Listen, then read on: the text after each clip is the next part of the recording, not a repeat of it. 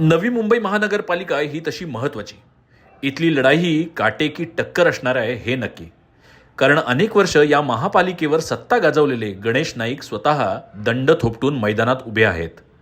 म्हणूनच की काय एकनाथ शिंदे जातीने नवी मुंबईतील प्रत्येक प्रभागात जाऊन प्रचार रॅली करताहेत आणि लोकांचे प्रश्न मांडताहेत. नवी मुंबईमध्ये जे प्रश्न आहेत गेल्या अनेक वर्षापासूनचे प्रलंबित, त्या प्रश्नांना सोडवण्याचं काम आपण करतो. मग कंडोनियममध्ये सोयी सुविधांचा विषय असेल, गरजेपोटी बांधलेली घरं असतील, ओसी देण्याचा निर्णय असेल, शिशी देण्याचा निर्णय असेल, गरजेपोटी बांधलेल्या घरांना नियमित करण्याचा निर्णय असेल, या भागातल्या पुनर्विकासाचे वेगवेगळे प्रश्न आहेत. सगळ्यांना घरांचा विषय आहे आणि म्हणून सगळ्यात महत्त्वाचं या घरांचं स्वप्न पूर्ण करण्याचं काम शिवसेना करेल.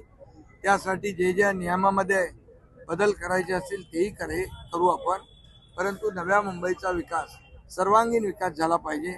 काही प्रमुख रस्ते सोडले, चांगले रस्ते, परंतु आतमध्ये आपण गेल्यानंतर इंटरनल रस्त्यांची वाईट अवस्था आहे, बकाल अवस्था आहे, त्या ठिकाणी सोयी सुविधा नाही आहे. आणि म्हणून या सर्वांगीण विकास करायचा असेल तर या ठिकाणी शिवसेनेशिवाय पर्याय नाही असं मी लोकांना सांगतोय. आणि शिवसेना बिलकुल 80% समाजकारण 20% राजकारण याप्रमाणे या भागामध्ये नव्या मुंबईमध्ये लोकांचंही मत आहे. गेल्या अनेक वर्षाची सत्ता असताना हे प्रश्न प्रलंबित राहिले आणि म्हणून परिवर्तन लोकांना पाहिजे, बदल पाहिजे आणि विकास पाहिजे. आमचा अजेंडा विकासाचा आहे, आमचा अजेंडा डेव्हलपमेंटचा आहे आणि या नव्या मुंबईकरांच्या जीवनामध्ये बदल घडवण्याचा आहे. त्यांनी एवढे वर्ष काय केलं?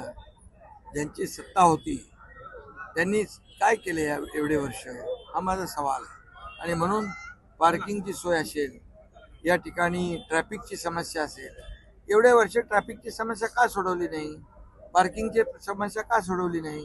आणि ती समस्या आम्ही सोडवणार, शिवसेना सोडवेल. आणि नक्की या ठिकाणी दिलेला शब्द आम्ही पाळतो.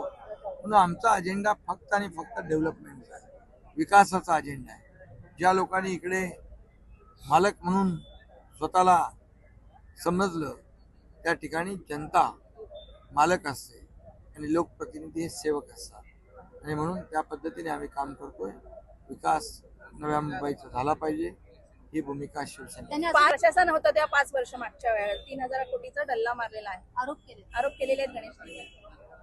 आता या सगळ्या आरोपाला मी आता उत्तर देऊ इच्छित नाही. मी योग्य वेळी योग्य उत्तर देईन, मला सगळं माहिती आहे, सगळं माहिती आहे.